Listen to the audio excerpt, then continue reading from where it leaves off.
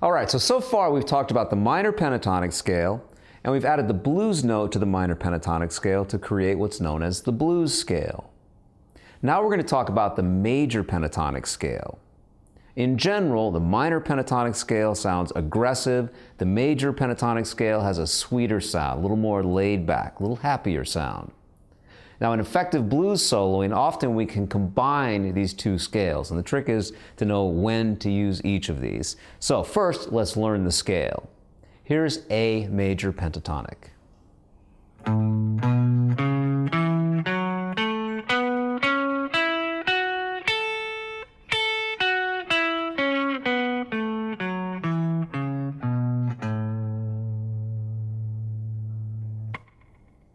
So we're going to start off with A on the 5th fret of the low E string, followed by B, that's on the 7th fret.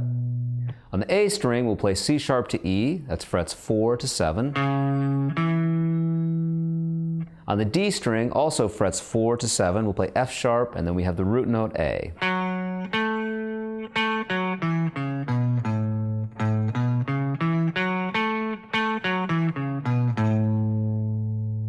Now we can continue. On the G string, we'll play 4 to 6. On the B string, 5 to 7. So I shift positions there. And then we have the root note A on the 5th fret of the high E. And we can also grab B if we'd like on the 7th fret of the high E. But there's the root note A.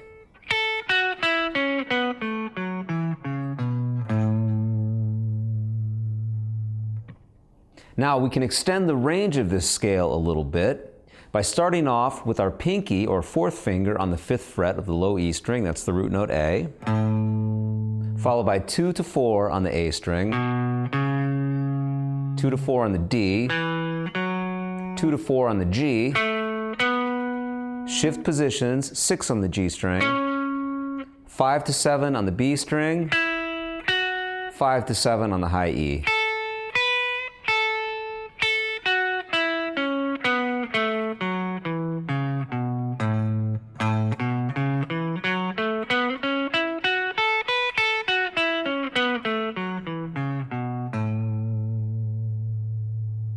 Now we can also add the blues note to this major pentatonic scale. If we do this, the blues note for A major pentatonic will be found here.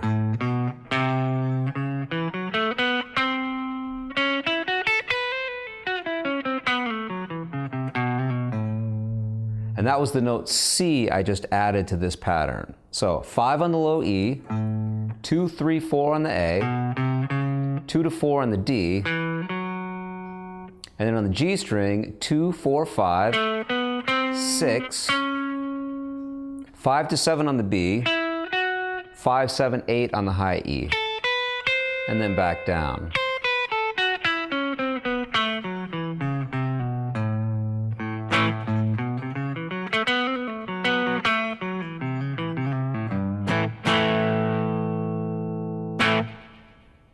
So now what we're going to do is we're going to take a 12-bar solo, not too many fast notes, we'll play nice and easy, try and use a little bit of the call and response that we talked about earlier, play an idea and then try and answer that idea, leave some space in between each of these licks, and I'm going to combine the major pentatonic and the minor pentatonic scale. So check out this 12-bar solo in the key of A, and then we'll come back and we'll break it down.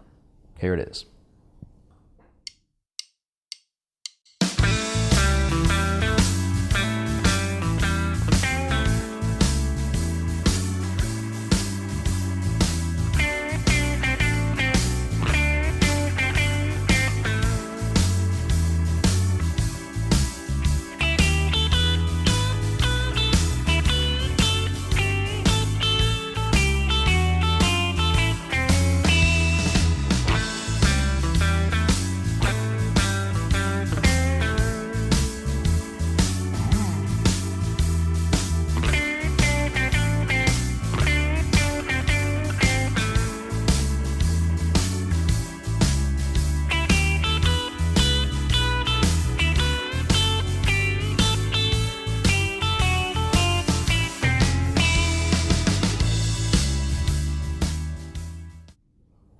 All right, so for this 12 bar, started off nice and simple. This is a phrase that we've learned earlier in these lessons.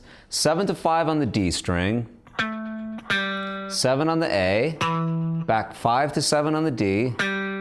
So far we've done this. Now we're going to repeat 7-5 on the D, followed by 7 on the A. And now 5 on the D string, 5 on the G string, followed by 7 on the D. So here's what we've done so far.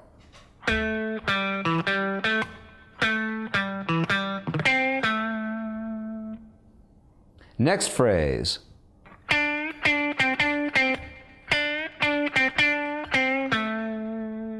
So here I'm doing that call and response idea. Similar rhythm, new notes. The first phrase works over the A chord. At this point of the solo, I'm soloing over D.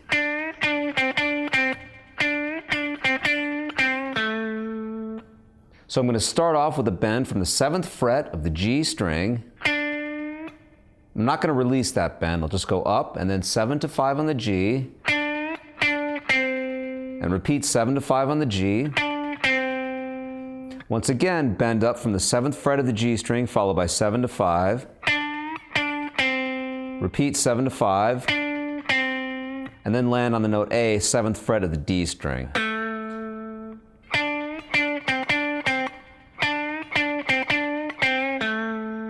And that bend is roughly a half step.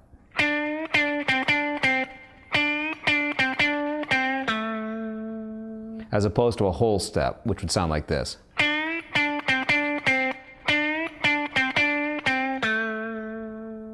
But in blues, it doesn't have to be exact. You can get those quarter steps in between.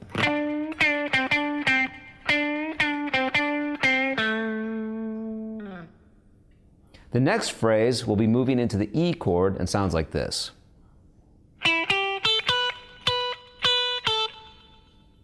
So here we'll start off on the B string, 5 to 8, 5 on the high E, and now we're going to play on the 7th fret of the high E string.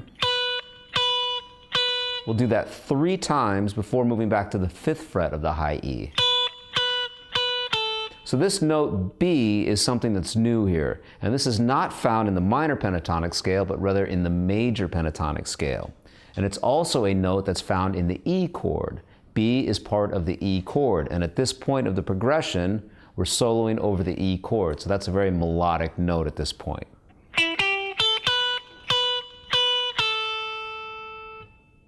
Now back to the D chord, and here's the next riff. So we'll start off on the 5th fret of the B string. From the 7th fret of the high E, we'll bend up roughly a half step before playing on the 5th fret. Now from the 8th fret of the B string, we'll bend up and then grab the 5th fret of the high E string 2 times.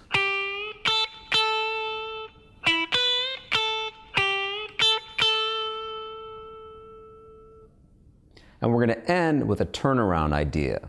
The turnaround takes place in the last 2 measures of the blues progression of the 12-bar blues. And this signals that we're going to go back to the beginning again. So here's an example of a turnaround lick.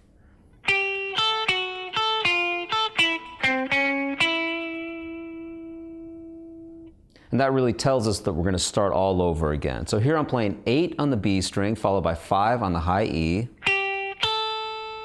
7 on the B, back to 5 on the high E, 6 on the B, and then back to that root note A found on the 5th fret of the high E string, followed by 5 on the B string, and the last 3 notes, 5 to 6 on the G string, 5 on the B string.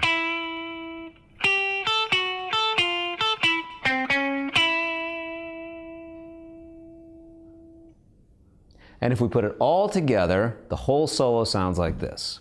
1, 2, 3, 4.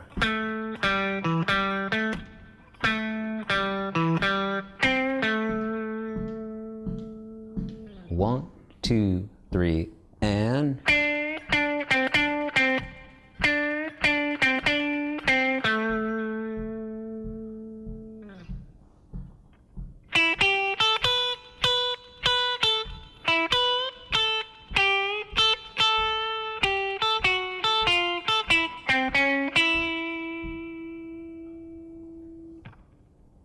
So this solo combined a lot of these ideas that we've been talking about today. We used the major pentatonic, the minor pentatonic. I was trying to think about the phrasing, so I had some notes that had a rhythm to it. I had some spaces where nothing was happening, so I tried to have some breath within the solo. And the idea is that you can hear the chord changes, so even if you don't have a rhythm section behind you, hopefully you can hear the chords that you're soloing over. And I even had a turnaround lick at the end so you could hear where the whole thing was about to start all over again. So that's a really good goal to have. If you can hear the chord changes in your single notes, even without a rhythm section, you know you're on the right track. So that wraps up this section where we're soloing over a 12-bar blues progression. And take advantage of the backing track that comes with these lessons and try some of these solos out for yourself, and of course, make up your own. So that's the best teacher, your ears. Try and create some solos of your own. If you can record these solos, listen to yourself back, be your own teacher, and good luck with it. Have some fun with the soloing here.